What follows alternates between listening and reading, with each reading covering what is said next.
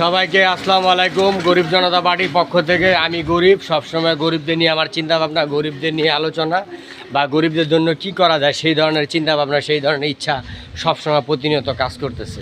তো বন্ধুরা, আমি বলবো কি, দেশবাসী আপনারা যে যেখানে আছেন, দেশ বা বিদেশ যে যেখানেই থাকেন, আমার একার পক্ষে কোনোভাবেই সম্ভব না অসহায় হতদরিদ্র মানুষের পাশে থাকা।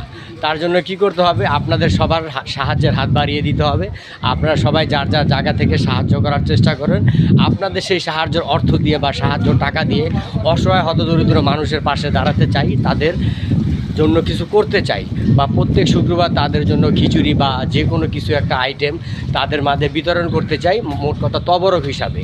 তো দেশবাসী, আমার গরিব জনতা পার্টির সদস্য আপনারা যারা আছেন বা গরিব জনতা পার্টিকে আপনারা যারা যারা ভালোবাসেন, এই গরিব জনতা পার্টির কাজ হচ্ছে প্রতিনিয়ত সবাইকে সাহায্য সহযোগিতা করা, মানুষের পাশে থাকা।